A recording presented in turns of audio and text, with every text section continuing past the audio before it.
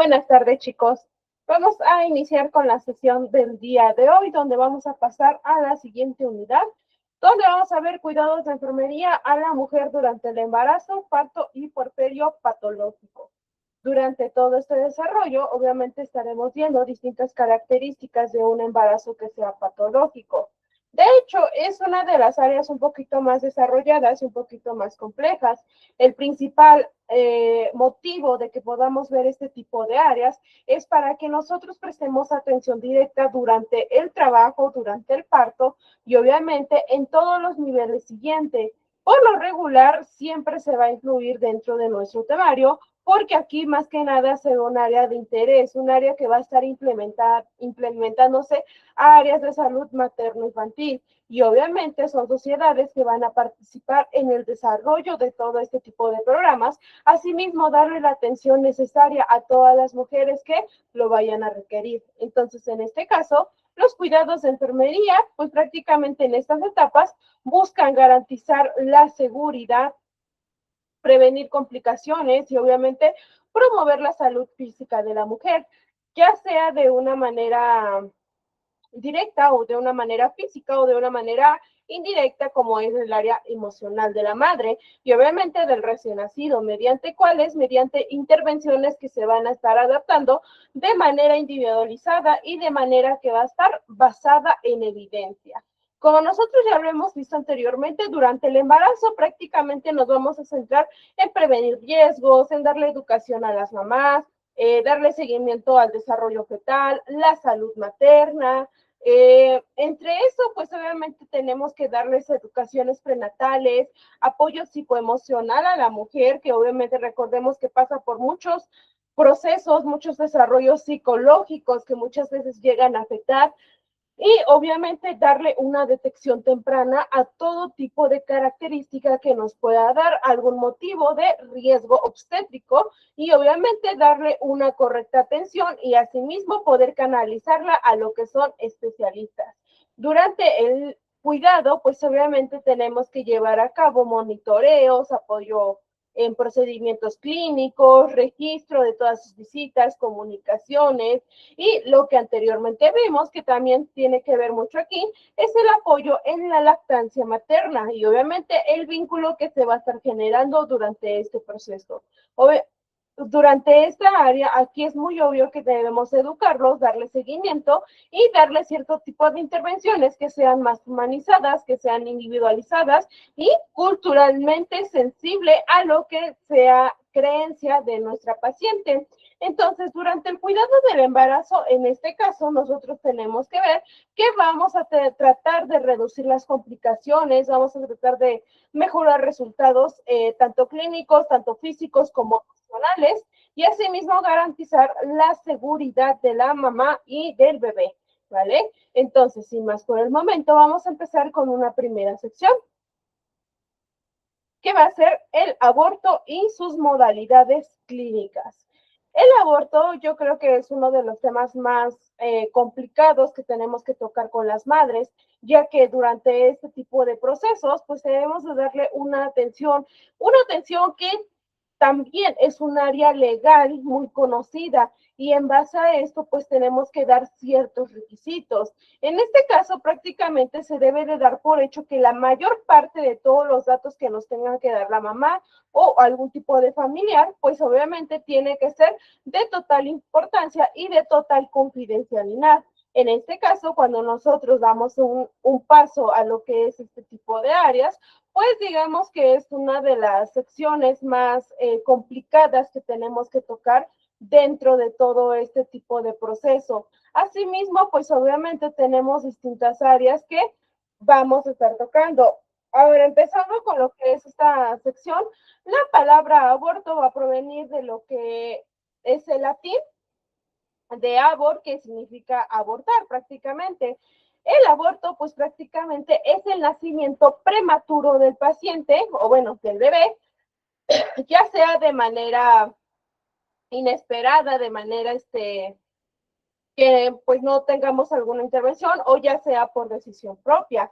Obviamente esto es muy importante que lo conozcamos porque pues esto da muy evidente base de que pueda tener algún tipo de complicaciones. De hecho, también significa la terminación inducida del embarazo para destruir al feto. Por lo regular, la palabra aborto se refiere directamente a lo que es una interrupción intencional del embarazo y asimismo, pues dar paso a lo que es la sección del aborto. Y obviamente, pues también se puede referir a lo que es la muerte del feto o un aborto espontáneo. Por parte de la Organización Mundial de la Salud, pues define el aborto prácticamente como la terminación del embarazo antes, muy específico, antes de las 20 semanas de gestación o con un feto que llega a pesar al menos de 500 gramos. Sin embargo, pues obviamente hay muchas definiciones, hay muchas características que podemos ver. Entonces, en este caso, nosotros tenemos que encontrar que el aborto pues va a tener muchas áreas, va a tener muchas clasificaciones para que nosotros podamos estar viendo cada una de ellas. Ahora, durante esta área, como lo estamos viendo aquí, tenemos distintos tipos de aborto, que es el aborto espontáneo, aborto inducido, aborto médico y aborto quirúrgico y aborto séptico, ¿vale? Que básicamente digamos que son las que mayormente pues se pueden dar. La que mayormente afecta es el aborto espontáneo. Esta abarca aproximadamente un 80% de los abortos dentro de las mamás primerizas y obviamente se va a producir antes de las 20 semanas. Muy comúnmente se produce entre las 12 semanas y cuando menos pues se debe a algún tipo de anomalía que pueda padecer la mamá o alguna anomalía cromosómica. Después de lo que es el primer trimestre que pasa en el embarazo, tanto el índice de abortos como la frecuencia de anomalías, pues obviamente va a disminuir. Pero digamos, en este caso, el aborto del primer trimestre suele acompañarse de las famosas hemorragias en la decidua basal. ¿Con qué? Con una necrosis del tejido adyacente. En ese caso, el óvulo se desprende y lo que estimula una serie de contracciones, pues va a empezar a provocar una expulsión. Cuando el saco gestacional se abre, pues a menudo pues vamos a poder observar un líquido que va a estar rodeando al feto y va a estar afectándolo y o bien pues únicamente puede haber una presencia del líquido, pero como tal no hay feto, que de hecho a eso se le denomina embarazo anembriónico, que pues prácticamente no siempre son manifestaciones, sino los mecanismos que van a causar el aborto. Durante lo que son los primeros meses del embarazo, pues es lo más recomendable si se quiere interrumpir. Los abortos espontáneos por lo regular pues suelen exhibir algún tipo de anomalía embrionaria, como lo que es la parte del cigoto, del embrión, del feto, o en ocasiones de lo que es la placenta, ¿vale? Entonces, como tal, si nosotros lo podemos observar, uno de los abortos más comunes, pues es el aborto espontáneo. Para lo que es el aborto inducido, pues prácticamente esto es a través de ciertas áreas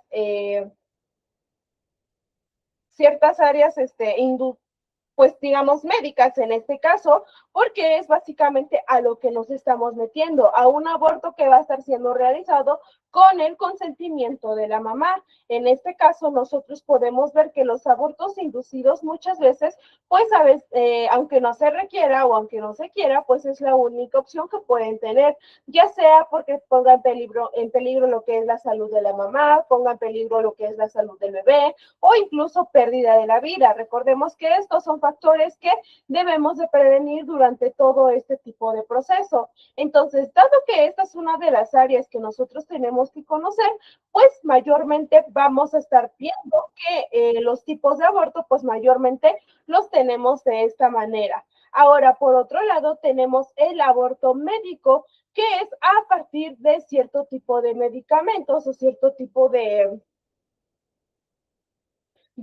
fármacos que llegan a recomendar. Muchas veces sí se llega a dar o sí se llega a tener en cuenta por recomendación, pero recordemos que eso no es totalmente correcto, por así decir, porque en este tipo de casos nosotros tenemos que ver que aquí pues obviamente tenemos que custodiar de cierta manera a la mamá. Recordemos que el aborto médico, a base de lo que son medicamentos, pues obviamente puede conllevar a una hemorragia. Y esta hemorragia, ¿qué va a hacer? Pues obviamente llega a afectar a la mamá y muchas veces, si no está bajo lo que es una observación clínica o la observación de un profesional, ¿qué va a pasar?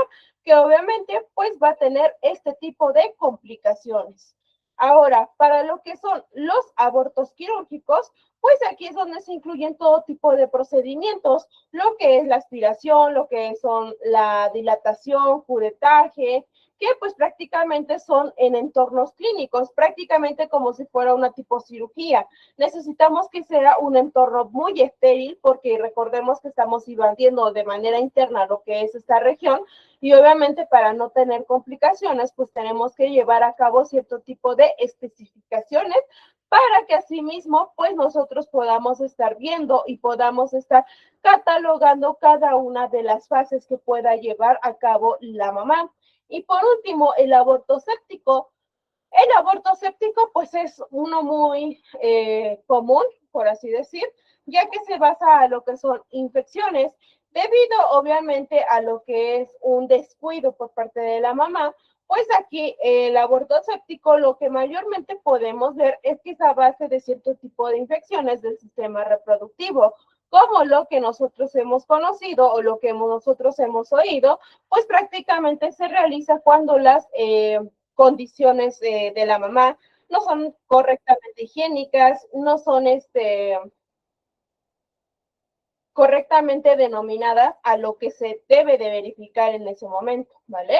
Entonces, digamos que aquí, pues prácticamente el aborto, pues es uno de los temas un poquito más difíciles que vamos a tocar. Ahora, en este caso, nosotros pues pasamos por cierto tipo de fases. ¿Alguien se quiere decir o sabe cuáles son las fases o los principios que usamos para llevar a cabo el proceso del aborto?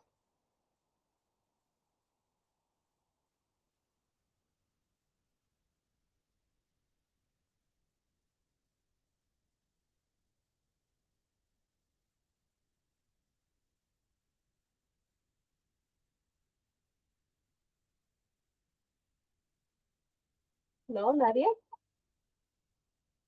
Pueden ser principios éticos, principios de seguridad de la paciente en la atención médica. Ok, sí, se puede integrar todo eso.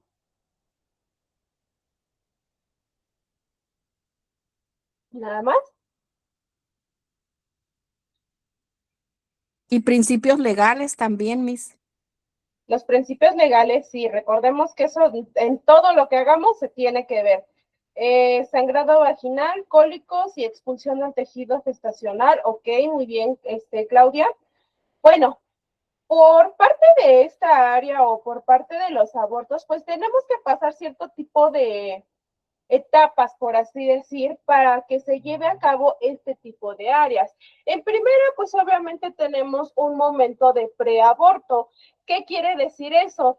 El preaborto es donde le vamos a dar a la mujer o a la gestante la información, le vamos a dar asesoramiento y obviamente una elección de su toma de decisiones. Nos comenta Nancy, ¿es evaluación, ejecución y seguimiento? Ok, sí se puede también denominar así, pero como les comentaba, la primera fase que nosotros vamos a estar pasando es la del preaborto. Aquí, pues prácticamente le vamos a facilitar la toma de decisiones a la mamá, tenemos que obtener su consentimiento informado, que esto es muy importante por un área legal, y obviamente debemos de considerar la aplicación de cierto tipo de enfoques.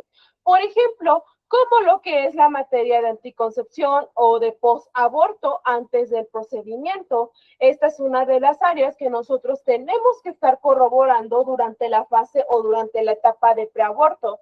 Aquí pues también es donde se realiza la anamnesis, la exploración física, pruebas de laboratorio, la determinación de edad gestacional y obviamente darle una prevención contra lo que son infecciones, que recordemos que las infecciones pues son muy comúnmente presentes en este tipo de etapas. Entonces, en la parte del preaborto, pues prácticamente lo que nosotros queremos es facilitarle la información, darle la orientación de manera que las mujeres o de que la gestante pueda entenderlas y así permitirle tomar sus decisiones, ¿vale?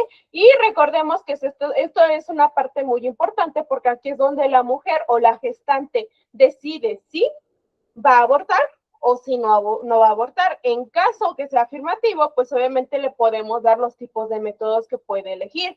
En caso de que no, pues en todo caso se cierra el expediente y se puede retirar. Para que así les podemos brindar la oportunidad de comentar cierto tipo de opciones o para que pueda usar algún tipo de anticonceptivos posteriormente a su evaluación. Entonces, así, pues prácticamente debemos de determinar si hay algún problema médico o que un problema que pueda influir en la elección del procedimiento o del aborto, ¿vale? Entonces, aquí, pues prácticamente debemos basarnos en ciertos datos clave, datos que nos van a dar nuestros pacientes o datos que nos van a brindar para que nosotros podamos llevar a cabo este tipo de procedimientos. Ahora, una vez que ya pasamos por esta fase de lo que es el aborto o el preaborto, ahora sí, vamos con lo que son pruebas. ¿Cuáles son las pruebas? Recordemos que aquí iniciamos con nuestra básica exploración física, donde incluimos nuestra exploración abdominal, su exploración ginecológica y muy importante, pruebas de laboratorio. Recordemos que esto pues obviamente es para poder quitarnos cierto tipo de dudas y que todas aquellas tengan algún resultado que podamos ver y asimismo podamos evitar cierto tipo de complicaciones.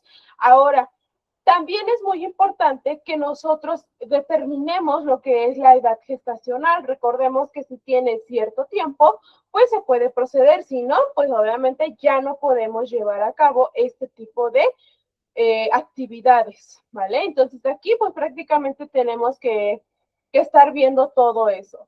Ahora, por parte siguiente, pues ahora sí procedemos con lo que es el aborto. Como les mencioné, tenemos distintos tipos de métodos, pero los más comunes o los más seguros nos vamos a enfocar en lo que es el aborto médico y el aborto quirúrgico. Recordemos que el aborto médico, pues prácticamente nos vamos a dar un enfoque a que comprenda todos los componentes, todas las subáreas, poder administrar todo tipo de medicamentos o los medicamentos abortivos y asimismo gestionar el proceso y los efectos secundarios. Igualmente, pues aquí el proceso de aborto pues debe de tener un desenlace satisfactorio y si es necesario alguna otra intervención. Ahora, solo una persona o un trabajador del área de salud puede estar en conjunto con la gestante, en este caso para una necesidad asistencial o por algún tipo de complicación, siempre debe de haber una persona de preferencia, pues obviamente que sea mujer, pero en caso de que no, pues así nosotros podemos estar al pendiente de nuestros pacientes. Ahora, ¿alguien sabe qué tipo de medicamentos usamos para lo que es el aborto médico?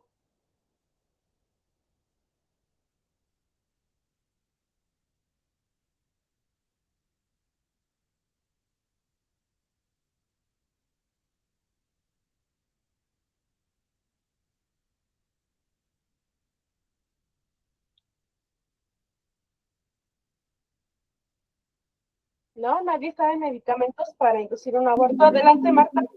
Yo solo conozco el mesoprostol. Sí, el misoprostol iba a decir yo también.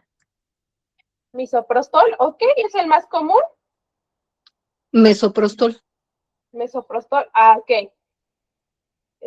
Mifepristona, misoprostol, ok, muy bien, Claudia.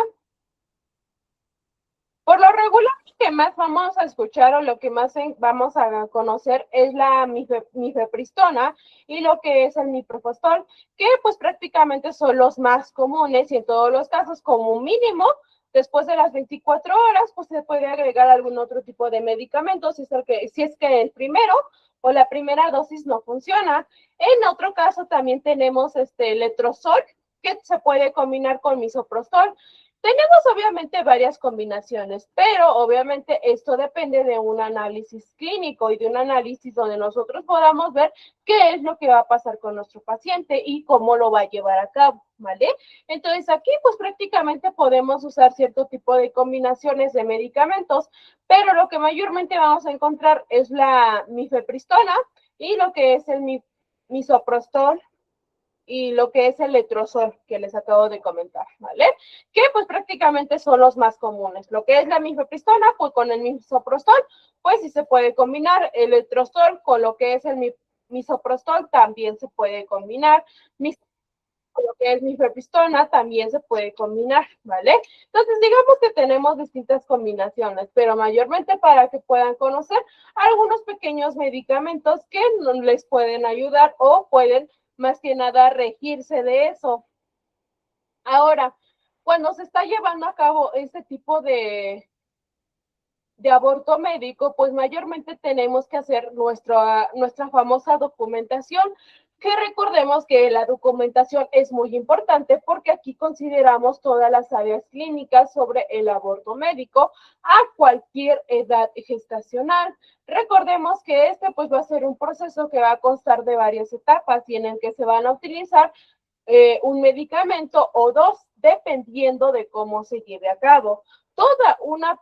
La persona que se vaya a someter a un tipo de aborto médico, pues debe de tener acceso a lo que es un asesoramiento y a una atención de urgencia en caso de que sean o en caso de que se llegue a haber complicaciones. Aquí como tal, pues tenemos cierto tipo de áreas. En los casos que mayormente debemos de poner atención es en este tipo de sectores cuando nosotros podamos ver o cuando nosotros podamos encontrar que nuestra paciente está totalmente estable, ¿vale?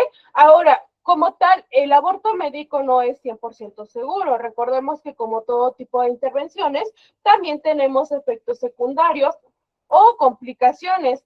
Por ejemplo, va a haber mucho dolor o va a haber presencia de dolor.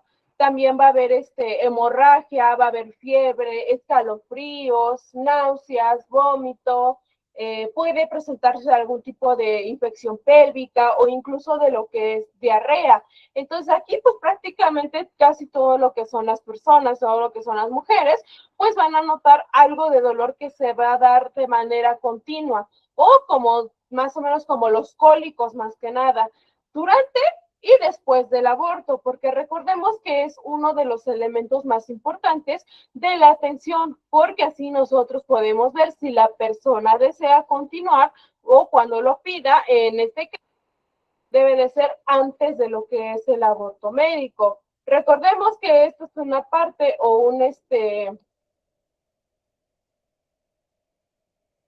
una área que debemos de evaluar de manera individual y obviamente dependiendo de la necesidad del tratamiento que tenga nuestra paciente, ¿vale? Entonces, digamos que los abortos médicos van a estar siendo en esta área provocados antes de las 12 semanas de gestación aproximadamente, que mayormente nos puede dar este tipo de resultados que buscamos y obviamente nos permite dar una mejor área o una mejor atención a todo lo que es nuestro paciente, ¿vale? Entonces aquí prácticamente tenemos que darle un área de tratamiento en este caso, ¿vale? Entonces eso prácticamente conlleva a lo que es el aborto médico. En otro caso, como les había mencionado, tenemos el aborto quirúrgico. ¿Quién me puede decir cuáles son los métodos de aborto quirúrgico?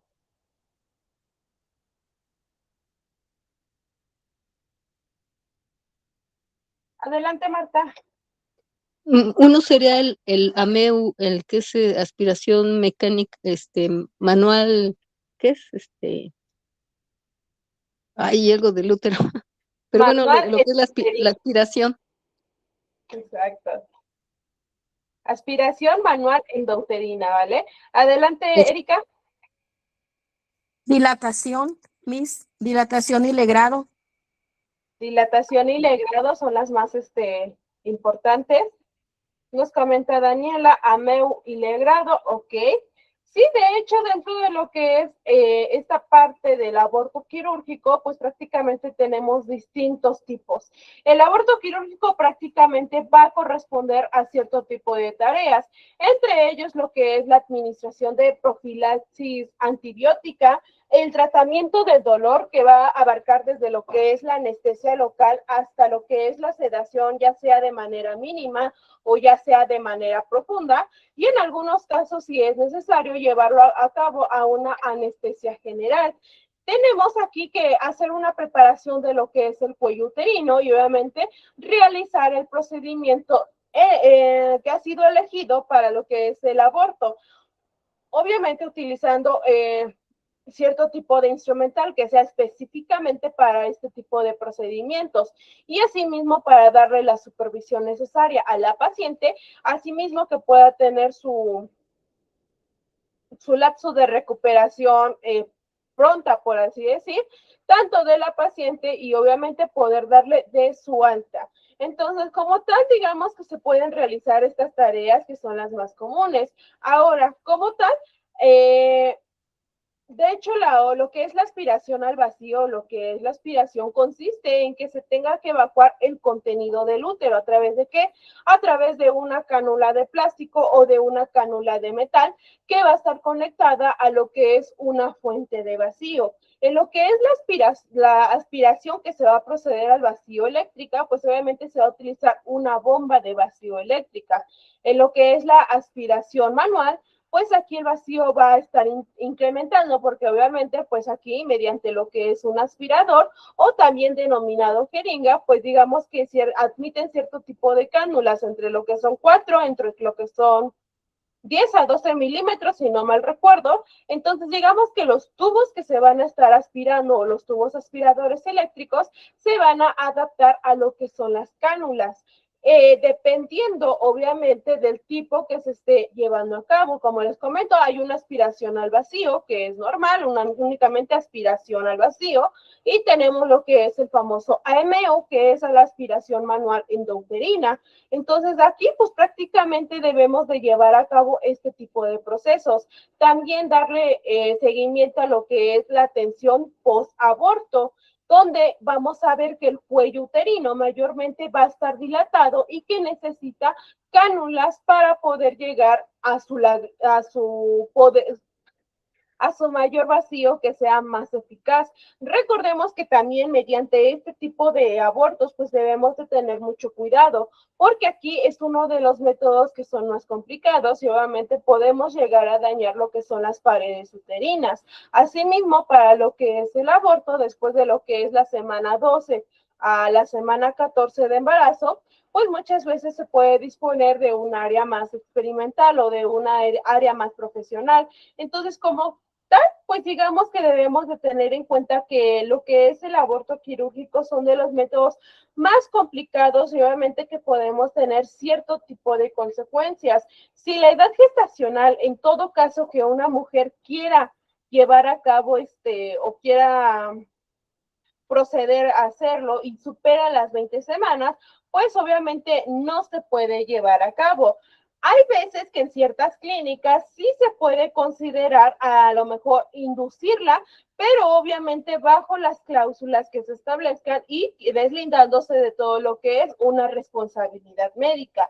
Si se detectan algún tipo de problemas de salud, pues obviamente se debe de derivar se le debe de comunicar a lo que es la persona para poder derivar a lo que es un estado de salud que sea más adecuado al nivel asistencial que ella requiere. Y obviamente deben de existir mecanismos para poder hacer que las mujeres entiendan su nivel y obviamente que puedan surgir cierto tipo de procedimientos y cierto tipo de recuperación, ¿vale?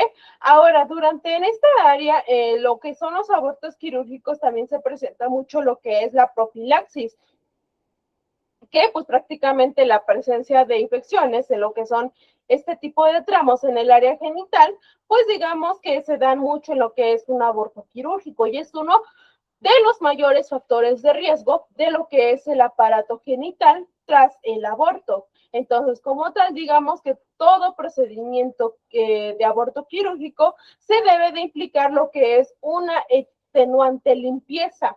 ¿Para qué? Para que asimismo no se llegue a contaminar esta área, y es fundamental saber manipular y saber eliminar de manera segura todos aquellos instrumentales punzocortantes, ya sean bisturís, ya sean agujas, también poder manipular adecuadamente todo lo que son instrumentos, lo que son materiales. Entonces, como tal, digamos que aquí pues es una de las áreas que debemos usar para que podamos hacer entender a las mujeres. Ahora, durante estos tratamientos o durante estos procesos, digamos que el aborto quirúrgico obviamente va a conllevar un área de dolor.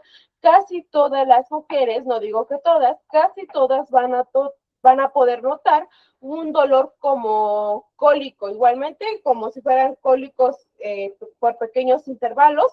Pues digamos que aquí pues es donde nosotros tenemos que corroborarlo. ¿Por qué? Porque es durante el proceso que se va a preparar el cuello uterino, y obviamente vamos a tener ese tipo de complicaciones después de que se lleve a cabo, ¿vale? Entonces aquí pues prácticamente van a variar el tipo de dolor que tengan las mujeres. No todas, recordemos que son iguales, tenemos distintos biotipos.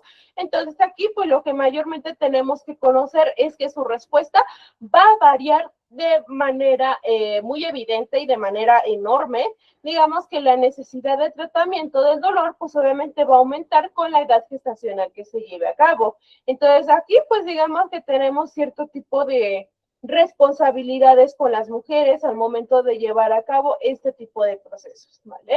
Entonces, de aquí, pues digamos que son una de las áreas que teníamos mayormente que ver, y obviamente lo que es el área del aborto médico y lo que es el aborto quirúrgico son las más comunes y obviamente son las que mayormente nosotros tenemos que conocer. Lo que es el aborto séptico lo vamos a ver un poquito más adelante porque se relaciona mucho con un tema que vamos a estar abordando más enfrente, ¿vale? Entonces aquí, pues prácticamente esa es una base de lo que son la parte del aborto y de sus modalidades. Ahora, como lo estamos viendo aquí, también tenemos cierto tipo de etapas. Cuando hablamos de las etapas clínicas de un aborto, tenemos este tipo de áreas: la amenaza, el aborto inminente, aborto o aborto consumado, que va a ser incompleto o que va a ser completo. Recordemos que durante cada una de estas áreas tenemos cierto tipo de características. Por ejemplo, lo que es la famosa metrorragia, que en este caso lo que es una amenaza de aborto va a ser más oscura y va a ser de cierta manera escasa. Para lo que es el aborto inminente va a ser más roja, va a ser más abundante y va a ser continua. Igualmente, para lo que es un aborto consumado, cuando es incompleto, pues va a estar de manera persistente, y cuando es completo va a ser de manera mínima. Como asimismo podemos ver contracciones uterinas, modificaciones cervicales, desprendimiento y expulsión de lo que es el feto, y obviamente la ecografía. Entonces, en este caso, las etapas clínicas de un aborto conlleva a que nosotros podamos conocer o podamos entender que estas etapas van a determinar si la salud de la mamá es muy, de cierta manera, evidente o de Buenas tardes. ¿Dijiste algo, Valerie?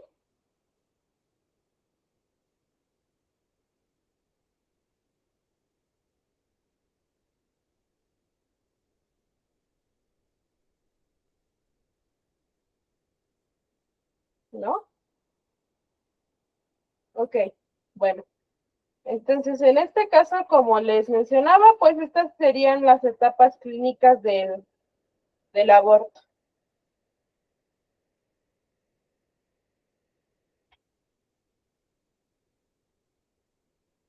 Ahora, vamos a pasar con la siguiente área, que es la anemia ferropénica. ¿Quién me puede decir qué es la anemia ferropénica?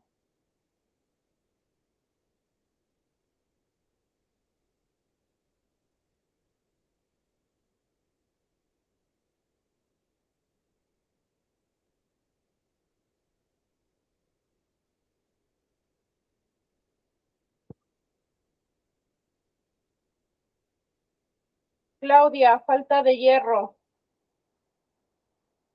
Adelante, Vale. Es el tipo de anemia por la ausencia de hierro. por la ausencia de hierro, ¿ok? Muy bien. Erika, ¿ibas a comentar algo? Sí, que es el tipo más común de anemia y ocurre cuando el cuerpo no tiene suficiente hierro para producir hemoglobina. La proteína la transporta el oxígeno en la sangre. Ok, muy bien. Recordemos que pues mayormente pues obviamente siempre se le va a atribuir a lo que es un déficit de hierro, pero recordemos que también es en frecuencia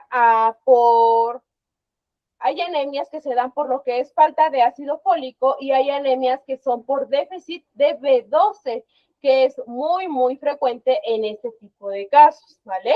Entonces, la anemia no siempre lo vamos a relacionar con el hierro, siempre tenemos que ver cuál es la causa. Recordemos que la línea roja de todo lo que son nuestros estudios básicos, pues ahí dentro de lo que es nuestra línea roja o lo que son los datos rojos, pues ahí tenemos distintas características. El hecho de que sea únicamente hierro no quiere decir que nada más sea para anemia, sino que también tenemos otras características y más en lo que son las mujeres, ¿vale? Nos comenta Marisol, anemia por deficiencia de folatos, ok, también se puede dar. Ok, entonces aquí digamos que la anemia va a constituir uno de los problemas médicos que son más relevantes durante la gestación y obviamente se van a ir incrementando o van a ir incrementando el riesgo de desarrollarla a medida que avanza lo que es la edad gestacional. ¿Debido a qué? Debido a los requerimientos nutricionales del bebé y en respuesta obviamente a cierto tipo de síntesis y al mantenimiento de lo que es la unidad feto-placentaria. Ahora, dado que es una causa muy frecuente dentro de lo que es el área materna y el área fetal, pues digamos que es necesario poder investigar y poder tratar cualquier tipo de anemia que sea detectada durante la gestación. Ahora, como les comentaba, la causa más frecuente de anemia durante la gestación es la anemia por déficit, que digamos que en este caso la mayoría de ustedes, si acaso conociera 50% de ustedes, todos siempre atribuyen a un déficit de hierro, pero nunca hemos conocido o nunca a lo mejor lo han escuchado que también hay una frecuencia por lo que son anemias por déficit de ácido fólico o anemia por déficit de vitamina B12, que pues obviamente ya que en estas áreas se llega a encontrar, digamos que en esta área tiene una necesidad muy, muy importante de que se pueda recuperar en este caso.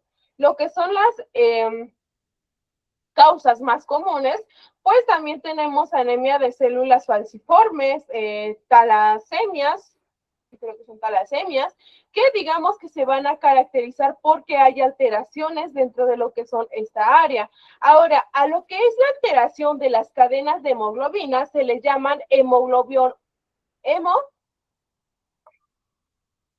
hemoglobinopatías, ¿vale?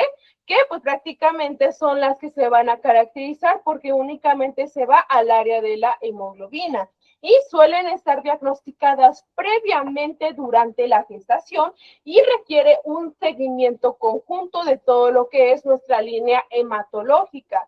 Ahora, como les comentaba, lo más frecuente se encuentra en la vitamina B12, lo que es el ácido fólico y lo que es el hierro, pero también tenemos anemias de células falciformes, que digamos que es una hemoglobinopatía, que es de las más frecuentes. Aquí digamos que es como una mutación hereditaria y es más que nada una área que se desenlace de lo que es la hemoglobina original, es decir, la HB, que es, digamos que inestable, digamos que al ser un área hereditaria tiene este margen de error y suele hacer que lo que son los eritrocitos adquieran un área muy morfológica como si estuviera como la osteoporosis más o menos, pero digamos que está en su célula, ¿vale? Entonces, prácticamente tiene como un error en este tipo de mutación hereditaria, ¿vale?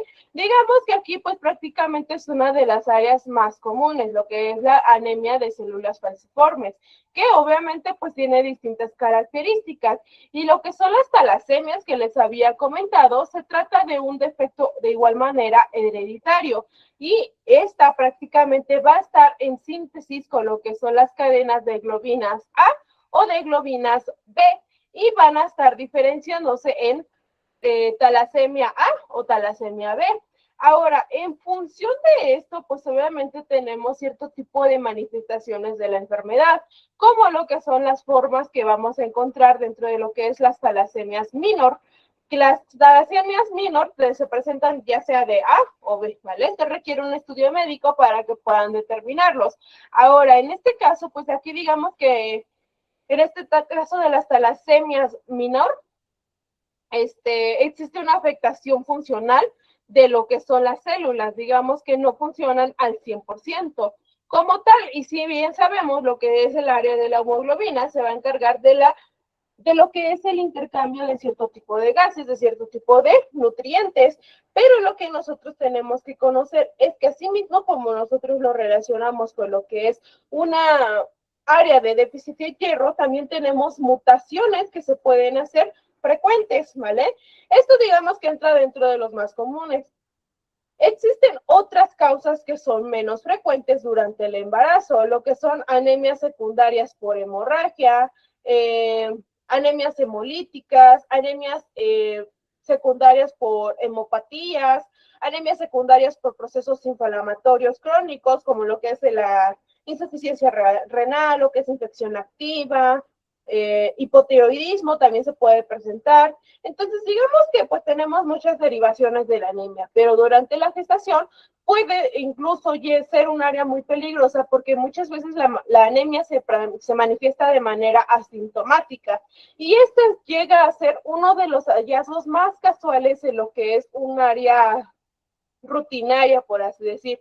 Los estudios pueden salir en cierta manera alterados, pero no lo suficiente para nosotros poder catalogarlo como anemia. Entonces, durante la gestación, digamos que vamos a tener cierto tipo de signos que podemos preguntar durante el proceso de la anamnesis, como lo que es la palidez, cefalea, disnea, palpitaciones rápidas, sensibilidad al frío, síndrome de las piernas inquietas, que es muy común, y obviamente vamos a tener en un área clínica cierto tipo de característica. Por ejemplo, lo que era la vitamina B12 o lo que es el ácido fólico, pues mayormente se presenta porque hay una piel más rugosa, hay presencia de glositis, también puede producir un área de desmineralización a lo que es el área neurológica, es decir, que pues prácticamente está afectando esta zona, lo que es la ferropénica, que se caracteriza por lo que es la fatiga, la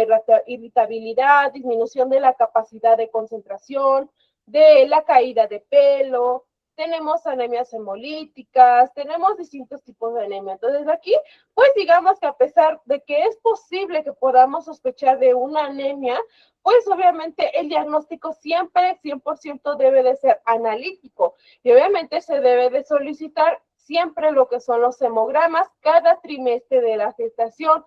¿Para qué? Para que así nosotros podamos ver si el volumen que mantiene es el correcto.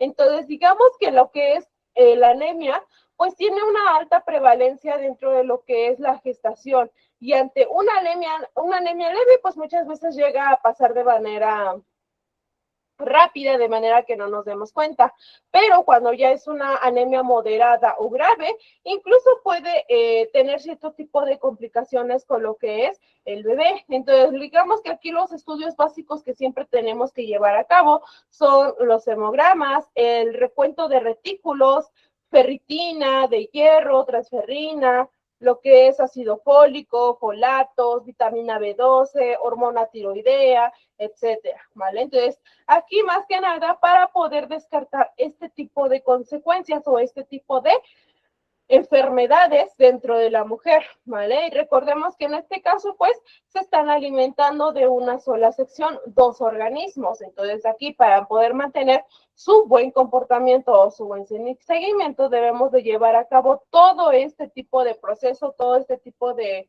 acceso a la información y posteriormente darles un diagnóstico que sea, obviamente, basado en evidencia, ¿vale? Entonces, aquí pues digamos que es lo más común. Así pues obviamente cuando hay una deficiencia de lo que es alguna de las cosas que ya les mencioné, pues pueden empezar con lo que son suplementaciones, ya sea con hierro, ya sea con ácido fólico, con vitamina B12, o hierroterapia oral, se puede también meter. Entonces, digamos que aquí pues depende obviamente del tipo de anemia que se tenga, pero como lo estamos viendo, pues aquí al ser una de parte de la anemia ferropénica, pues mayormente se llega a presentar cierto tipo de complicaciones y son las que mayormente debemos de darle un área de seguimiento y un área donde nosotros podamos mantener un control, ya sea a la vista o un control en la que los pacientes, pues obviamente hayan instaurado su tratamiento y poder ver las diferencias, ¿vale? Entonces, como tal, si nosotros lo podemos ver, pues es una de las anemias o una de las patologías que mayormente nos llega a afectar con las mujeres embarazadas. Para así, obviamente, debemos de siempre llevarles un control trimestral. Y obviamente si hay presencia de una alteración o de alguna anemia por déficit, tenemos que catalogar qué tipo de área o qué tipo de anemia se está presentando dentro de nuestra paciente, ¿vale? Entonces, acuérdense, pues son distintos tipos de anemia, de lo que es la ferropénica, por déficit de ácido fólico, déficit de vitamina B12, etcétera, ¿vale? Muy bien. Eso hablando de lo que es el área de la anemia ferropénica. Lo que es la infección de vías urinarias es una de las áreas más comunes, por así decir, porque digamos que son de las enfermedades que se van a presentar con mayor frecuencia durante el embarazo y se considera una de las principales causas de una consulta obstétrica. Clínicamente se puede presentar como una bacteriuria, lo que es una cistitis aguda, pielofrenitis, pero aquí los cambios fisiológicos del embarazo van a estar aumentando lo que es la estasis urinaria. Y esto va a predisponer a qué? A la colonización de lo que es el tracto urinario. ¿Por qué? Por parte de los patógenos. Recordemos que esta pues es una de las áreas que mayormente vemos. Ahora, aquí me dice cuál es el patógeno que mayormente escuchamos cuando hay una infección de vías urinarias en la mujer embarazada.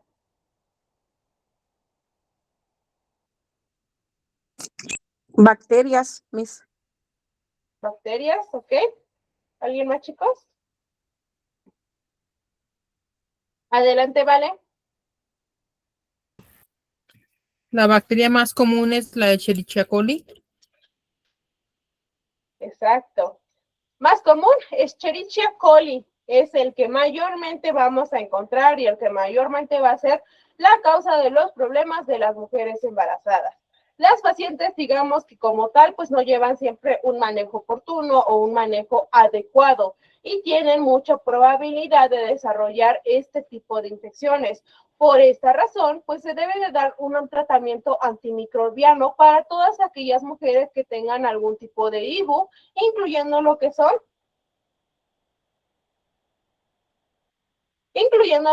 infecciones asintomáticas. Recordemos que esto es parte de nuestro protocolo. Entonces, como tal, digamos que son una de las complicaciones médicas más frecuentes del embarazo y que al no ser diagnosticadas o al no ser tratadas, pues obviamente conlleva a un incremento de lo que es la morbilidad materno-fetal. Esta prácticamente está reportado para que la infección de vías urinarias llegue a afectar el 20% de las mujeres embarazadas y obviamente son responsables del 10% de las hospitalizaciones. Por lo general, se conoce como uno de los procesos más frecuentes y que mayormente podemos catalogar porque digamos que es un área inflamatoria secundaria. Y esto obviamente a la presencia de un agente infeccioso en el sistema urinario. Esto va a estar asociado a cierto tipo de manifestaciones clínicas y estas se van a clasificar por su localización de infecciones dentro de lo que es el tracto urinario bajo o el tracto urinario alto. Entonces, aquí digamos que es cuando se encuentran afectados todo este tipo de regiones. Ahora, ¿cuáles son los factores de riesgo? Los factores de riesgo que van a estar asociados a lo que es el desarrollo de las IBUs en mujeres embarazadas son los mismos que en las mujeres no gestantes. Sin embargo, aquí se le agregan cierto tipo de cambios, ya sean fisiológicos, que pues puede hacer a las mujeres un poquito más susceptibles a sufrir este tipo de recurrencias. Por ejemplo, una de las áreas más más comunes que nosotros podemos encontrar dentro de lo que son las mujeres, pues por ejemplo, la edad avanzada, se puede decir, nivel socioeconómico bajo, un área de multiparidad, historia previa de infecciones urinarias previas, diabetes mellitus preexistente, relaciones sexuales que sean de manera frecuente, una presencia de una litiasis renal, malformaciones uroginecológicas, enfermedades neurológicas, anemia de cierto tipo de células falciformes. Igualmente, pues tenemos este tipo de áreas comunes como lo que son que no tengan limpieza en los genitales o el usar ropa interior que sea muy ajustada, después de la actividad sexual que no lleguen a vaciar la vejiga o que no lleguen a tener un área de higiene, que usen jabones que puedan alterar lo que es el área de pH, que lleguen a usar tinas. Entonces, todo esto, pues prácticamente, si nos damos cuenta, es lo mismo que siempre catalogamos para aquellas mujeres no gestantes, pero obviamente lo que es un factor de riesgo para una mujer no gestante se convierte en una de las áreas más peligrosas para las mujeres que sí lo son. Los cambios que nosotros presentamos o que nosotras vamos a estar viendo dentro de lo que son los embarazos, pues obviamente va a favorecer el desarrollo de lo que son las IBUs, debido a las modificaciones hormonales que consecuentemente se van a estar dando. Lo que es la progesterona, la hormona con efectos relajantes, pues prácticamente va a ocasionar una atonía del músculo liso, del sistema colector y de lo que es la región de la vejiga. También llega a provocar lo que es la dilatación de uréteres, disminución de lo que es la peristalsis, y esto más que nada puede llegar a generar una contraprotección, es decir, no lo protege contra lo que es el acceso de uropatógenos. Entonces aquí digamos que esto mayormente o lo que es la progesterona tiene un buen punto de aportación aquí para lo que es cambios básicos como lo que es la expansión del útero, pues prácticamente va a estar ocasionando efectos de masa sobre lo que es la uretra y esto va a estar impidiendo que el paso de la orina. Y esto obviamente también va a favorecer a lo que es la estasis urinaria y va a predisponer a la colonización de bacterias dentro de lo que es el tracto urinario. De igual manera, lo que es la presión de la vejiga, pues va a empezar a aumentar y obviamente pues esto conlleva a que pueda haber una reabsorción de todo lo que son las áreas bacterianas de la glucosa o obviamente va a haber una incapacidad de poder procesarlo. Y aquí mismo, pues digamos que es un ambiente propio para lo que es la multiplicación de patógenos y especialmente en casos de intolerancia de lo que son los hidratos de carbono, ¿vale? Entonces aquí digamos que lo que son las infecciones de las vías urinarias son las que mayormente nos van a dar problemas. De hecho, algo que muy comúnmente tenemos es que no llegan a tomar agua y es una de las modificaciones del estilo de vida que pues obviamente ha podido demostrar o se ha demostrado que tiene un punto muy importante aquí. Cuando no se toma agua, pues obviamente también conllevamos a todo lo que es la colonización de este tipo de bacterias. Entonces aquí, pues prácticamente son este tipo de características que nosotros podemos ver. Ahora, cuando nosotros tenemos ya a una paciente en este tipo de casos, pues obviamente se le tiene que dar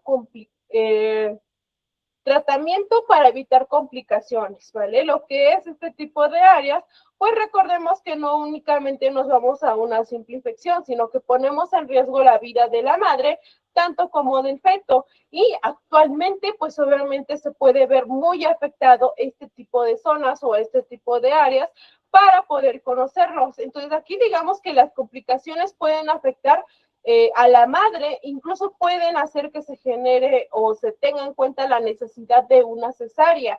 Obviamente también generamos otro tipo de complicaciones como lo que es una enfermedad hipertensiva, lo que es la preeclampsia, diabetes gestacional, anemia, trombosis. Entonces, digamos que aquí, pues básicamente siempre debemos de tratar de evitar este tipo de complicaciones. Y obviamente para lo que son tratamientos, obviamente tenemos demasiadas opciones. Obviamente también tenemos distintos regímenes que van a estar recomendados por diferentes estudios y por diferentes guías. En lo que ello, pues obviamente tenemos una área de orientación a lo que es la resistencia antimicrobiana local. Y obviamente de esto, pues vamos a tener distintos tipos de opiniones, pero para ello siempre se debe de tomar en cuenta qué tipo de estado tiene la mamá, las semanas de gestación, las causas y obviamente las alergias, que recordemos que aquí es un área muy delicada en el caso de las mujeres, ¿vale? Entonces aquí digamos que por parte de lo que es la zona de las vías urinarias, pues mayormente se va a ver en cuenta este tipo de casos, ¿vale? Ok. Ahora, chicos, ¿qué me pueden decir de las infecciones vaginales durante el embarazo? Adelante, Vale. Son infecciones causadas por hongos como la candidiasis, bacterias, vaginosis bacteriana o parásitos que generalmente provocan flujo anormal, picazón, ardor y mal olor. También es causada las infecciones por una infección de vías urinarias no tratada. Es como una complicación. Ok, muy bien, Vale. Ahora, como ya lo mencionó su compañera, las infecciones vaginales son uno de los procesos más difíciles, porque es un proceso de la vagina que va a estar caracterizado porque hay flujo, hay prurito vulvar, hay ardor, hay irritación, disuria, fetidez vaginal, y obviamente esto se debe a la multiplicación de cualquier microorganismo y este se da como resultado de un desbalance ambiental en lo que es el ecosistema vaginal. En lo que es la práctica que nosotros llevamos de salud o en la práctica del área de enfermería, las infecciones vaginales constituyen uno de los problemas más frecuentes dentro de las mujeres. Aproximadamente, si lo que fue anteriormente la infección de vías urinarias abarca el 80%, lo que son las infecciones vaginales abarca aproximadamente el 90 o 95% de las pacientes. Ahora, en un embarazo, al ser un periodo que va a atravesar distintas etapas, pues obviamente las mujeres no van a estar exentas de padecer una infección vaginal. La gestación constituye un factor muy importante para la aparición de lo que son infecciones vaginales. Algunas mujeres en ocasiones incluso llegan a pasar inadvertidas, pero durante el embarazo esto establece un grave problema porque representa un factor de riesgo. ¿Para qué? Para la producción de la rotura prematura de las membranas, para lo que es el parto pretérmino y obviamente tiene consecuencias incluso después del nacimiento del producto. Recordemos que los bebés pueden venir con un bajo peso. Entonces, aquí diversos microorganismos llegan a producir infecciones vaginales durante todo tipo de etapas y durante muchos años de lo que es una vida sexual activa, por lo que nosotros podemos considerar lo que es la Candida albicans, que ya la había mencionado su compañera, lo que es el virus del herpes, trichomonas vaginalis, lo que es Gardnerella vaginalis. Entonces tenemos distintos microorganismos que podemos enfocarnos aquí. En muchas áreas, pues prácticamente se señala como una área muy peligrosa. En lo que es el área mexicana o lo que es el Estado de México, por lo regular tenemos una prevalencia de lo que es aproximadamente lo que es el 20 al 50% más o menos por año que se llegan a presentar este tipo de casos. Entonces, la infección vaginal va a crear un factor para la producción de complicaciones. Como ya les había mencionado, pues al ser una de las enfermedades más frecuentes en las pacientes, pues llegan a acudir a lo que son consultorios. A pesar de lo que muchos conocemos de nuestros protocolos, de las medidas que deban de tomar, pues primeramente debemos identificar el conocimiento que presentan las gestantes sobre las complicaciones de esto. Y obviamente, una vez que ya se puede tener, pues debemos de darle ciertos criterios de inclusión, como cuáles, que las gestantes puedan dar su consentimiento de poder participar o poder recibir la información. Y obviamente que no tengan limitaciones físicas, no tengan limitaciones mentales, que las gestantes deseen continuar o deseen tener este tipo de tratamiento. Recordemos que esto es un área muy, muy difícil porque muchas veces lo que son las mamás, lo que son las áreas gestantes, pues mayormente llegan a tener un área de complicación por religión, por creencia, por familia, etcétera. Entonces, siempre y en todo caso, pues siempre debemos de tomar en cuenta sus necesidades. Entonces, como tal, pues se debe de siempre analizar este tipo de casos. De igual manera, pues tenemos distintas áreas y distintos tratamientos que podemos establecer y esto depende obviamente del tipo de infección que se tenga en cuenta, si hay algún tipo de limitaciones y obviamente cómo van a incluirse las gestantes, si va a ser necesario poder intervenir o si de cierta manera necesitamos tomar otro tipo de medidas, ¿vale? Entonces aquí digamos que las infecciones vaginales van a tener un impacto muy fuerte en lo que son las mujeres. Entonces aquí pues prácticamente, como lo podemos ver, aquí debemos de siempre llevar a cabo este tipo de datos y asimismo poder recomendar, poder realizar los procedimientos de una manera muy higiénica, de una manera aséptica, de una manera que la paciente pues obviamente no pueda llevar a cabo algún tipo de demanda legal. Recordemos que todo esto pues conlleva cierto tipo de datos legales. Entonces, mayormente, pues digamos que a la falta de educación de las madres, pues llega a influir de manera significativa todo lo que nosotros vamos a hacer y obviamente su estilo de vida durante el embarazo y lo que es falta de conocimientos, que son, pues, digamos que las áreas más comunes, ¿vale? Entonces, aquí digamos que esto es mayormente conocido dentro de lo que son las infecciones vaginales, dentro de lo que son mujeres gestantes. Ahora, tenemos algo muy común y que todos conocemos, el embarazo ectópico. ¿Quién me puede decir qué es un embarazo ectópico? Adelante, Vale. Es ocurre cuando un óvulo fecundado se implanta fuera del útero, generalmente en las trompas de falopio, impidiendo la viabilidad y poniendo en riesgo la vida de la madre por hemorragia interna. Ok, muy bien, Vale. ¿Alguien más, chicos?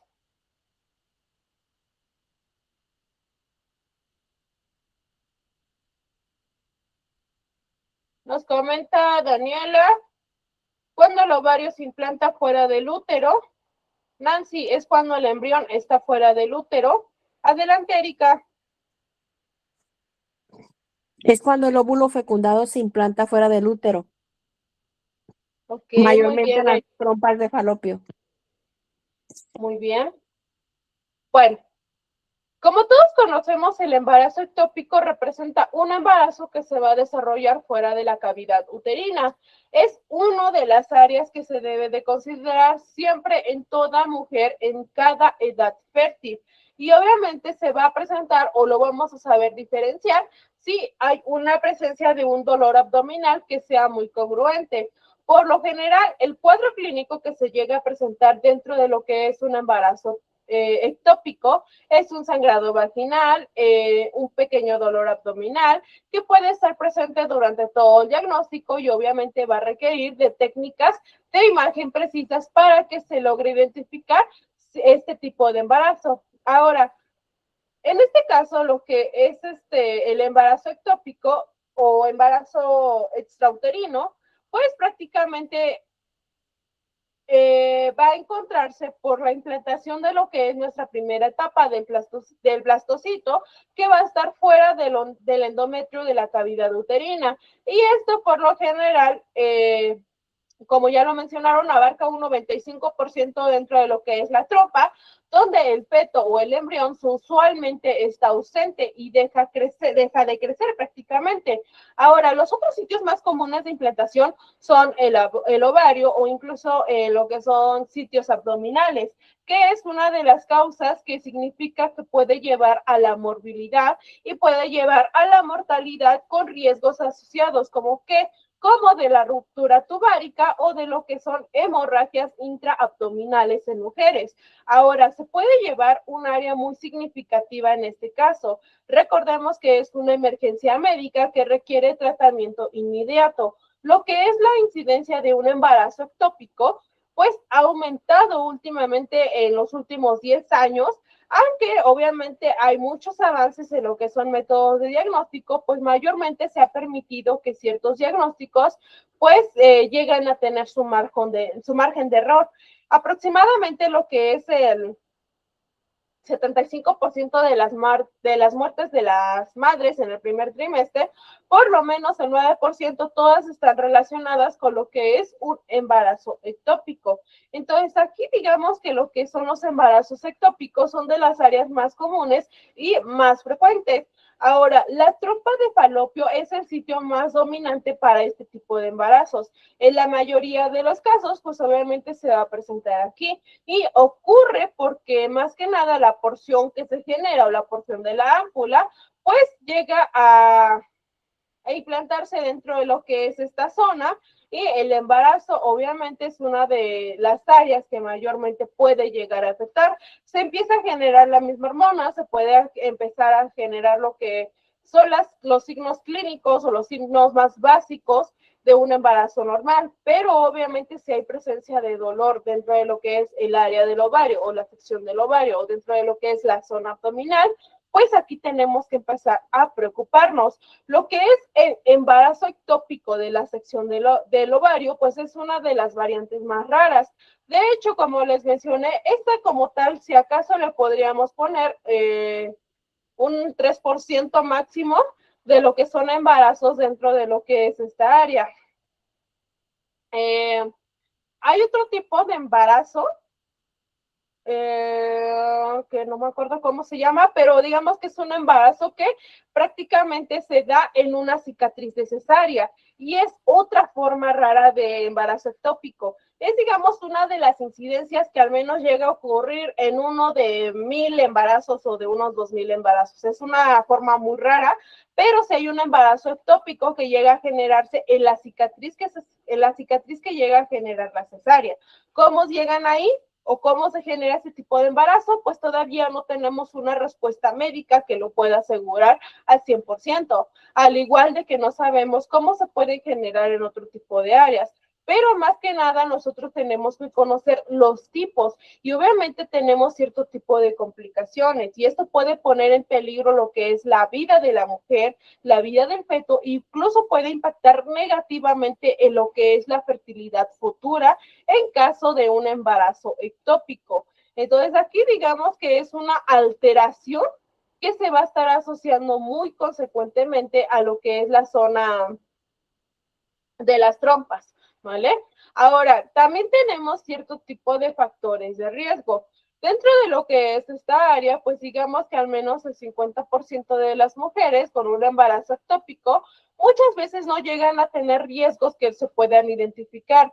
Los mecanismos que subyacen a lo que es el riesgo de una implantación extrauterina, pues no están 100% claros, pero se puede incluir lo que es una obstrucción anatómica, lo que son anormalidades en la motilidad uterina o lo que es la función ciliar, o que sea un producto de concepción anormal, tenga factores quimiotácticos o factores que lleguen a estimular la implantación tubárica.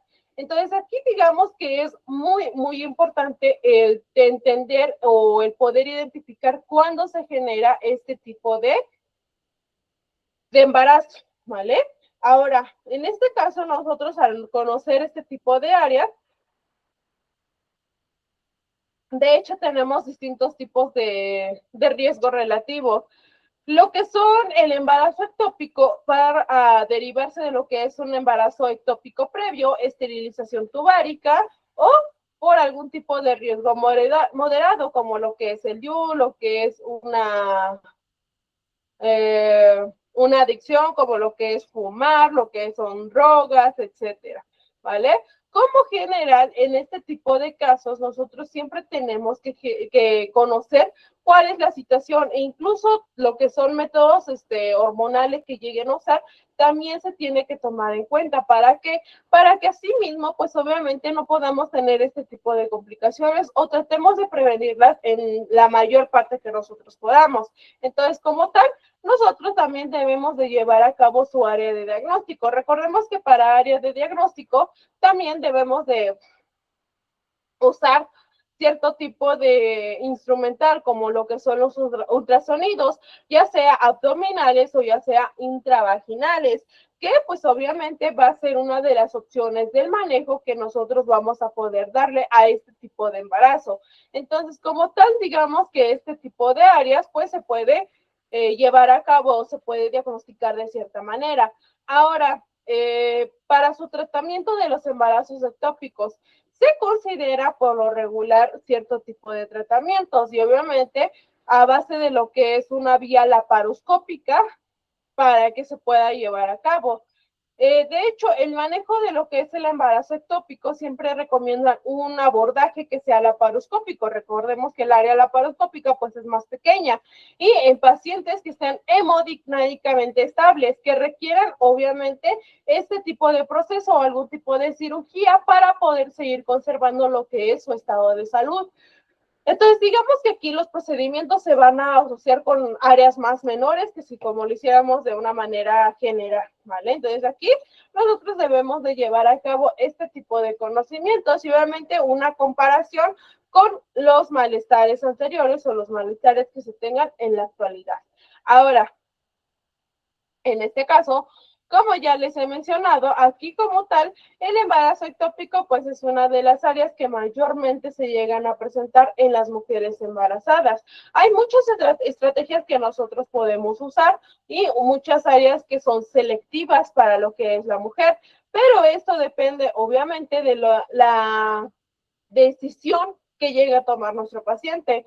Ahora, el embarazo ectópico sigue siendo una de las causas más importantes de lo que es la mortalidad durante el embarazo, durante el diagnóstico temprano, pero que también permite un manejo. Recordemos que tenemos distintos tipos de manejo, pero lo que mayormente les puedo mencionar o lo que mayormente se debe de llevar a cabo es un área laparoscópica, que obviamente son áreas que tienen una invasión mucho menor y obviamente son áreas que llegan a mostrar una eficacia mucho mejor y con menos dolor, ¿vale? Entonces, de este lado, pues prácticamente el embarazo ectópico fue una de las áreas que mayormente conocemos, muchos lo hemos escuchado, pero no siempre hemos definido exactamente qué es lo que tenemos en cuenta o qué es lo que se puede llevar a cabo. Ahora, la siguiente es la enfermedad trofoblástica gestacional. ¿Quién me puede decir qué es la enfermedad trofoblástica gestacional?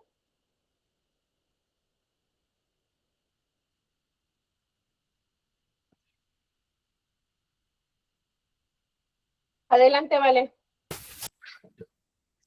Es un grupo poco frecuente de tumores benignos o neoplasias en el embarazo que crecen dentro del útero con una fecundación anormal. Ok, muy bien, Vale. ¿Alguien más, chicos?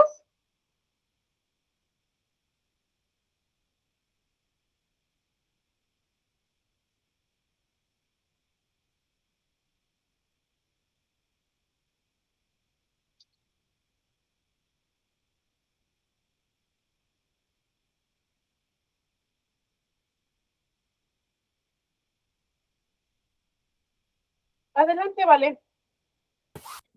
Sí, también presenta sangrados vaginales anormales y niveles muy altos de la hormona HCG.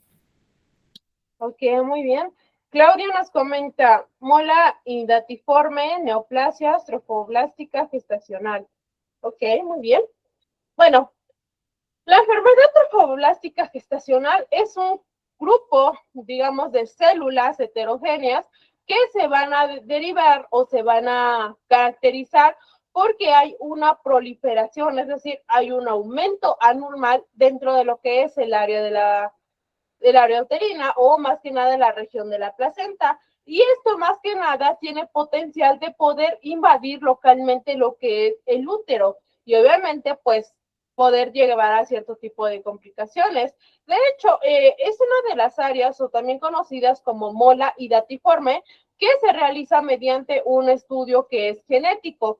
Actualmente, digamos que la sospecha más frecuente de lo que es la molar hidatiforme pues sería previa a lo que es la evacuación uterina y viene dada por la imagen ecográfica, ¿vale?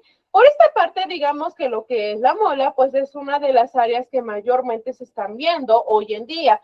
Alrededor de lo que es el 70-80% de la sociedad mexicana, en lo que es la enfermedad trofoblástica, corresponde a lo que es una mola hidatiforme o a lo que es una mola invasiva.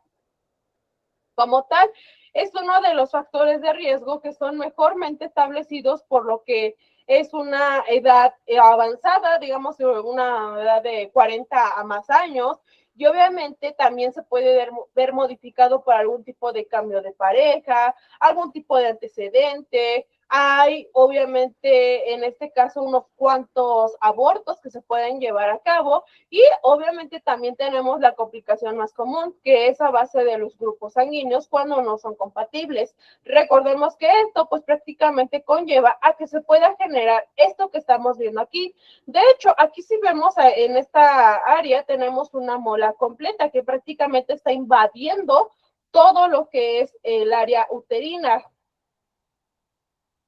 Lo que es la mola invasiva, únicamente aparcamos una sección, mola parcial, que prácticamente no se desarrolla como tal. Coriocarcinoma, que es cuando empieza a invadir todo lo que son los demás sistemas o las distintas capas que se pueden adherir a él. Mola parcial con feto vivo, que como lo vemos ahí, pues hay una pequeña invasión y obviamente esto le va a restar espacio a lo que son las áreas gestantes o lo que es el área materna. Y tumor del sitio placentario, que es únicamente una sección que como su nombre lo dice, pues tenemos una pequeña invasión o una pequeña señal de qué es lo que está pasando en este caso. Entonces, como tal, digamos que es una de las áreas que se va a clasificar en este tipo de casos o en este tipo de segmentos. Suele manifestarse en una forma de una metrorragia dentro de lo que es el primer trimestre y obviamente puede haber abortos desde lo que son los primeros trimestres. Puede haber dolor, puede haber presión pélvica, hay incluso puede haber lo que es un aumento del tamaño uterino. Digamos que en este tipo de casos, lo que es este tipo de enfermedades son muy complicadas. Recordemos que aquí, digamos que la mola suele presentarse como un aborto subclínico y este se da entre la semana 6 a lo que es la semana 12. Entonces, como tal, digamos que en este caso, lo que son este tipo de molas, pues obviamente se refiere o da a conocer un tipo de enfermedad que llega a afectar tanto a la mamá, tanto como lo que es el área fetal, ¿vale? Entonces aquí digamos que tenemos que saber diagnosticarlo. ¿A base de qué? A base de imágenes intrauterinas. Recordemos que esto pues lleva a que podamos tener una visión más frecuente de lo que se está teniendo en cuenta, de las características que conlleve la mujer, de todo tipo de desarrollo que se quiera generar. Obviamente,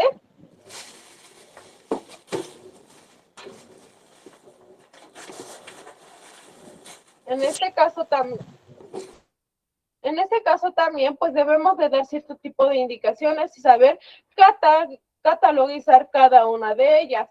Entonces, como tal, digamos que lo que es la enfermedad trofoblástica gestacional es una de las áreas que, pues, es muy complicada porque incluso puede llegar a derivar a otro tipo de complicaciones.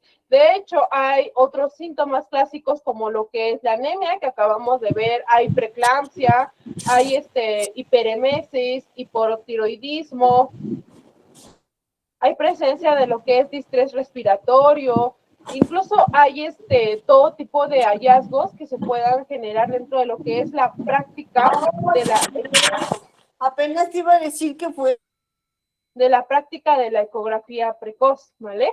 Entonces aquí como tal, y así como lo vemos dentro de sus imágenes, así de hecho se llega a ver dentro de lo que son las ecografías, de hecho se ve más o menos como si fuera un cerebrito más o menos dentro de esa zona, ¿por qué? Porque está invadida de cierta manera. Entonces, en este caso, aquí tenemos que siempre corroborar qué es lo que está pasando y cómo se está desarrollando. Dentro de ello, pues también tenemos lo que son otras opciones, como lo que son radiografías, lo que son estudios de las funciones tiroideas, gasometrías, lo que es el TAC pulmonar. Recordemos que prácticamente nuestro cuerpo o el cuerpo da seguimiento o da aviso de qué es lo que está pasando y por qué se está generando. Entonces, digamos que aquí, pues obviamente es una área de especificación que debemos de siempre tomarlo en cuenta a la mujer. Dentro de lo que son ese tipo de enfermedades, cuando se lleva a cabo o se llega a lo que es el último tipo de tumor del sitio placentario, incluso se puede llegar a generar algún tipo de quimioterapia. ¿Por qué? Porque la presencia de esta enfermedad, digamos que va a ser de cierta manera residual, pues obviamente conlleva a que lleguen a lo que es el proceso de la quimioterapia. Es como un tipo de cáncer. No está predictiva en un mayor tiempo de recurrencia, pero por lo general aquí debemos de llevar una resección quirúrgica, una resección que prácticamente nos dé esta alternativa de que la paciente se pueda salvar de cierta manera. Hay obviamente áreas que son de alto riesgo. Las mujeres que tienen un alto riesgo de desarrollar este tipo de enfermedad, pues obviamente van a llegar a desarrollar tratamientos como la quimioresistencia, lo que es quimioterapia múltiple, que creo que es una combinación de etoposide, metrotexato, si no mal me equivoco, antiocinamida, lo que es ciclofosfamida, bicristina. Obviamente, pues tenemos distintas características, pero aquí lo que importa es que el tratamiento debe de seguirse hasta cumplir aproximadamente 6 semanas con valores negativos en lo que es la hormona HCG, que como comentaba su compañera Vale, es una de las áreas o una de las hormonas que mayormente se va a estar viendo alteradas de cierta manera. Entonces aquí pues prácticamente siempre se debe de conllevar a que este tipo de casos o este tipo de diagnósticos deje de haber completamente en cero lo que es la hormona HCG y obviamente que asimismo se pueda llevar a cabo. De hecho, no es infrecuente que se requiera un tratamiento quirúrgico adicional en todo caso. Aquí, pues lo que mayormente queremos hacer es dejar limpio lo que es la región del útero y que asimismo nosotros podamos dar una área selectiva, una área para ese tipo de casos. Entonces aquí pues prácticamente debemos de darle seguimiento a la paciente para que posteriormente pueda tener una evacuación de lo que es esta mola hiatiforme, que es una clave para diagnosticar al tiempo este tipo de enfermedades y poder iniciar tratamiento lo más antes posible. Digamos que el control se va a estar determinando o se va a estar realizando mediante lo que son los niveles de HCG sérica, que obviamente se deben de vigilar cada semana hasta que se obtengan al menos 3 valores normales que sean consecutivos, después mensal, después anuales, etcétera, ¿vale?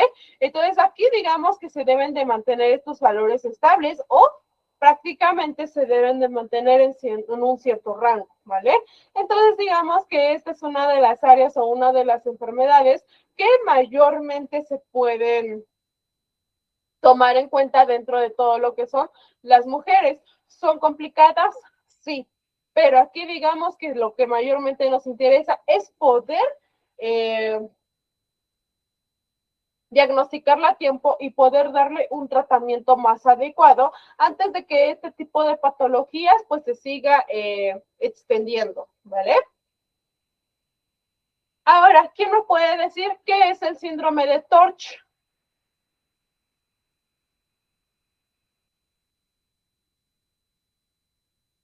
Adelante, Vale. Es un grupo de infecciones, toxoplasmosis, otras, rubiola, citomegalovirus, herpes, que una madre puede transmitir al feto durante el embarazo o puerperio neonatal. Ok, muy bien, ¿vale? ¿Alguien más? Adelante, Erika.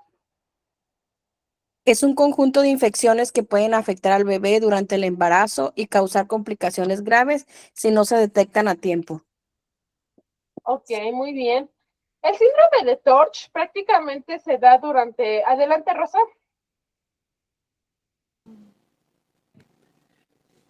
Es un término utilizado para las enfermedades que se transmiten por la madre durante el embarazo, como el VIH, la varicela, la sífilis, las paperas. Ok, muy bien, Rosa. Ok, como les comentaba, lo que es el síndrome de Torch se puede dar durante la gestación, durante el parto o durante el posparto. Más si les comenta,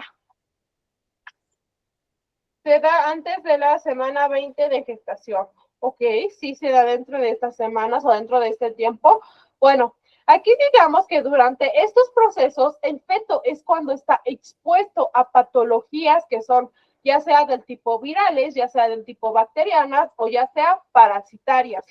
Y esto, como ya lo comentó su compañera, puede ser traspasadas de la mamá al feto y obviamente pueden representar uno de los riesgos más mortales para él. La infección del feto durante el embarazo puede generar diferentes complicaciones, desde lo que son abortos, mortinatos, malformaciones, que haya un área de prematurez o cierto tipo de enfermedades que sean agudas. Dependiendo, obviamente, del momento en que ocurre el tipo de infección, respecto a lo que es la edad gestacional, pues más que nada la presencia o la ausencia de lo que es una área de inmunidad materna o el modo de adquisición de este tipo de infección, pues muchas veces son muy importantes y se deben de generar en este tipo de casos. Ahora, ¿qué microorganismos son los más clásicos dentro de ello? Entre ellos tenemos, como les mencioné, virus, parásitos o algún otro. Dentro de virus tenemos, como ya lo comentó su compañera, el VIH, varicela, tenemos rubiola, herpes simples, hepatitis A, hepatitis B, hepatitis C, virus B19, enterovirus, etc. Por parásitos, pues tenemos el parásito Changas y lo que es el toxoplasma, que pues son los más comunes que se llegan a presentar. Y por otras partes, pues tenemos lo que es el Mycobacterium tuberculosis, el Treponema pallidum, Mycoplasma hominis, que pues digamos que son los más comunes que podemos llegar a ver. Ahora, ¿cuál es el mecanismo de transmisión que puede ocurrir de la madre al feto? ¿Quién me puede decir?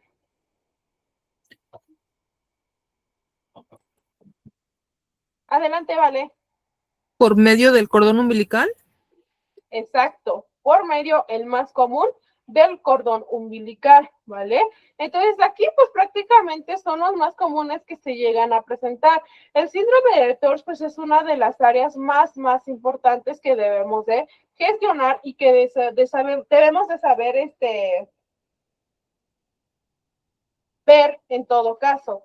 Ahora, en área uterina, pues obviamente llega a abortos, a área mortinata, lo que es un parto prematuro, polidrapnio se puede generar. Cuando ya es un recién nacido, se puede generar lo que es púrpura, lo que es ictericia, hipoacusia, cardiopatías congénitas, microcefalia.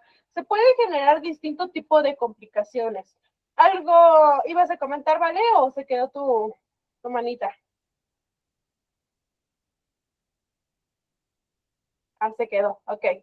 Bueno, entonces aquí digamos que es fundamental conocer la inmunidad de la mamá durante este proceso o ante estos agentes. Y más que nada, aquí lo que mayormente se solicita son exámenes serológicos de Torch, así se les denomina. Exámenes serológicos de Torch, que es para las madres que van a estar iniciando todo su proceso del embarazo. Y obviamente, en estos exámenes se van a hacer presente lo que son cierto tipo de agentes como lo que es el citomegalovirus, lo que son los toxoplasmas, rubiola, varicela, herpes, etcétera. Ahora, como tal, también tenemos cierto tipo de tratamientos que se van a hacer presentes. Entre ellos, para el citomegalovirus, pues es una de las áreas que se realiza con ganciclovir, si no mal recuerdo, ganciclovir de 10 miligramos por lo regular. Es lo que mayormente se puede mandar para las mujeres embarazadas. Para lo que es herpes, pues también tenemos lo que es aciclovir de 60 miligramos, lo que es la rubiola, creo que se da con, ay, no me acuerdo con qué se da. ¿Quién me recuerda, chicos, con qué se trata la rubiola?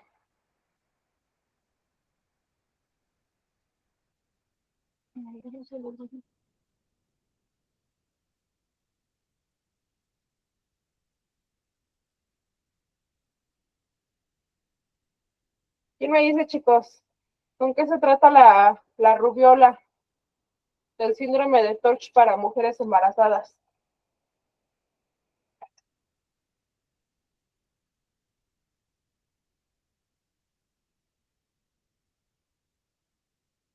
Dime. Profe, como ahorita traemos lo de la campaña de vacunación de sarampión y rubiola, el único requisito para no aplicárselas a las mujeres es si están embarazadas o piensan embarazarse, porque la vacuna le hace mal al feto o al bebé, ¿verdad? Más que nada le ocasiona una malformación. Ok, muy bien. Sí, de hecho, no se recomienda, pero en este caso, si tenemos presencia del síndrome de Torch, tenemos que llevar a cabo un tratamiento. Nancy, acetaminofén, sí se puede usar. No me acuerdo, chicos, ya no me acuerdo cuál era el de la rubiola, pero pues más o menos se van categorizando. Como sí lo comentó su compañera, pues más que nada para, en este caso, las mujeres embarazadas, pues se tiene que tomar en cuenta que pues se puede tener ese tipo de complicaciones, de malformaciones que se puedan llevar a cabo. Pero más que nada, cuando llega a ser presente este tipo de complicaciones, pues ¿qué va a pasar? Que obviamente le debemos de tener que dar un tratamiento básico, pero se le tiene que dar un tratamiento. No en todos los casos, muchas veces se omite el tratamiento, pero pues más que nada para que esto no llegue a ser presente o no se llegue a presentar dentro de lo que es el bebé, perdón, ¿vale? Entonces aquí pues prácticamente tenemos tratamiento para todo. Lo que es el síndrome de Torch, digamos que es uno de los síndromes que mayormente nos trae complicaciones, ya que aquí pues obviamente al ejecutar cierto tipo de tratamientos que no sean adecuados o que no se presenten o que no estén indicados en las mujeres embarazadas, pues debemos de comentar todo tipo de complicaciones que se lleguen a generar y obviamente si ellos están de acuerdo. Cuando son complicaciones que prácticamente no debemos tratar o no debemos de alterar, ¿qué vamos a hacer? Pues obviamente vamos a llevar a otro tipo de opciones que pueda tomar la mamá, ¿vale? Entonces aquí digamos que más que nada es poder darle efectividad del tratamiento a lo que son las mamás y obviamente a lo que es el recién nacido. Esto más que nada para que ambos pues obviamente liberen lo que es este tipo de complicación y que asimismo se pueda seguir generando o se pueda seguir desarrollando de una manera correcta y asimismo pues llevar a cabo su vida normal y puedan hacer el feto con una buena salud, ¿vale? Entonces eso básicamente por lo que es el síndrome de Torch, que como nosotros lo podemos ver aquí, pues prácticamente son áreas que pues se llegan a generar o llegan a tener algún tipo de complicaciones en este tipo de casos. Entonces aquí pues prácticamente esto depende de qué es lo que se va a estar transmitiendo a lo que es el recién nacido y pues más que nada a cómo lo podemos tratar, que sería lo más importante en este tipo de casos, ¿vale? Como les comenté, pues hay tratamiento para todos, para hepatitis A, hepatitis B, hepatitis C, pues prácticamente se puede generar. Entonces, digamos que aquí debemos de darle un enfoque más racional para su diagnóstico y para su tratamiento pre y postnatal, ¿vale? Para que asimismo pues le podamos dar las recomendaciones que sean necesarias. Ahora, para terminar, chicos, vamos a ver esta que es una de las más comunes y que prácticamente pues todos lo conocemos, que es la hiperemesis gravídica, que pues prácticamente es presencia de náuseas y de vómitos durante el embarazo, que son muy frecuentes, sobre todo durante el primer trimestre de embarazo. Este se llega a presentar aproximadamente entre el 80 y 90% de las mujeres. De hecho, algo que nosotros podemos ver aquí es que se trata de una área que podemos decir todos tenemos náuseas o todos tenemos vómitos, pero más que nada la hiperemesis gravídica es una de las complicaciones porque se trata de una náusea que son muy severas, vómitos que son muy frecuentes y que llegan a afectar mucho a lo que es el área de las mujeres embarazadas. Esto obviamente sumándole lo que es una intolerancia a lo que es la ingesta de alimentos, que puede presentar pérdida de lo que es peso, alteraciones de lo que son sus electrolitos, pérdida de hidratación o deshidratación. Entonces, aquí como tal, lo que es la hiperemesis gravídica es muy importante. No se ha establecido como tal un mecanismo único de la misma, sino como algo que es multifactorial. Desde lo que es una alteración hormonal como lo que es la HCG, lo que es estrógeno, progesterona, o incluso lo que son hormonas tiroideas, pues también tenemos una presencia que puede generarse por lo que es H. pylori, lo que son alteraciones genéticas, que digamos que son una de las más predominantes para lo que es la hiperemesis gravídica. Varios estudios llegan a demostrar la importancia de este tipo de antecedentes y más que nada para evitar ese tipo de complicaciones. Ahora, este tipo de enfermedades o este tipo de áreas patológicas llega a tener cierto tipo de causas gastrointestinales, causas metabólicas, causas genitourinarias, causas neurológicas, gestacionales, miscelánea. Entonces, dentro de lo que es genitourinaria, pues abarca todo lo que acabamos de ver, infecciones, algún tipo de cálculos, uremia, etcétera. Causas metabólicas, que si tienen algún tipo de cetoacidosis, de hipertiroidismo, de gastrointestinales, si hay algún tipo de pancreatitis, de úlcera péptica, apendicitis, gastroenteritis, gastroparesia, etcétera, ¿vale? Entonces aquí como tal, digamos que la hiperemesis no es como tal muy peligrosa si se llega a tratar, pero es muy incómoda para la mamá, porque aquí obviamente pues lleva a cierto tipo de complicaciones dentro de su cuerpo y cierto tipo de complicaciones dentro de lo que es el neonato o el bebé. Aunque pueden ser raras, pues obviamente hay una alteración de electrolitos, hay deshidratación, hay desnutrición, hay deficiencia de tiamina, hay presencia de oliguria, fallo renal, trombosis, necrosis. La necrosis va a ser tubular, ¿vale? Para que no piensen otro tipo de necrosis, ¿vale? Entonces aquí digamos que muchas veces pues esta es una de las áreas o una de las causas porque llegan a nacer muchos bebés con bajo peso o puede haber un parto pretérmino o puede haber recién nacidos que sean muy pequeños para la edad gestacional que llevan. Digamos que la hiperemesis gravídica, como les comento, no es común tal, si acaso les puedo asegurar que un 20% sería de cierta manera mortal, pero no en todos casos llega a ser muy común y obviamente no en todos casos llega a tener este tipo de área que lo pueden atender de cierta manera. Entonces aquí, como tal, lo que es la hiperemesis, pues es muy incómoda para las mujeres y obviamente para lo que es el bebé, pues sí va a tener un poquito de complicaciones. Esto depende de si se sabe tratar y obviamente si vamos a tener un área de diagnóstico y un área de tratamiento oportuno para tanto la mamá, tanto como para el bebé y asimismo pues que puedan llevar un correcto desarrollo, ¿vale? Bueno, vamos a terminar hasta aquí por el día de hoy, chicos. Terminamos a lo que es la hiperemesis, ya dando paso a lo que es casi la última unidad.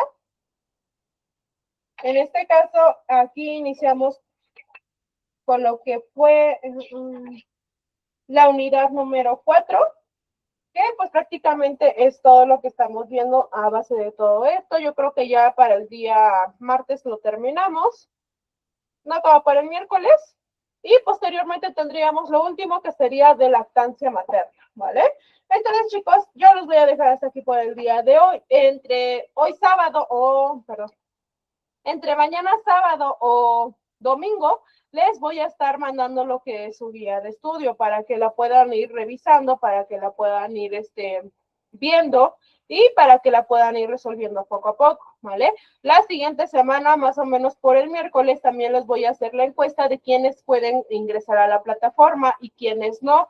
¿Para qué? Para que yo pueda determinar si su examen se va a hacer por medio de lo que es la plataforma de Classroom o por medio de la plataforma escolar, para que ustedes igual de cierta manera lo puedan ver y lo puedan decidir más que nada, ¿vale? Entonces, esto más que nada para que ustedes pues puedan realizar todo su examen. Si la mayor parte no tiene lo que es el enlace o el acceso a la plataforma, pues no tiene chiste la verdad de que yo lo haga por ahí, porque muchos van a perder su calificación, ¿vale? Entonces, eso sería todo por el día de hoy, chicos. Nos vemos el día martes para darle continuidad a lo que ya es la última semana de la materia y asimismo poderles aplicar su examen. Cualquier otro tipo de indicación yo se las hago saber de cualquier manera, ¿vale? Entonces nos vemos, chicos, cuídense mucho, que tengan un bonito fin de semana, descansen y pues que tengan una bonita guardia los que estén trabajando. Nos vemos, chicos. Gracias.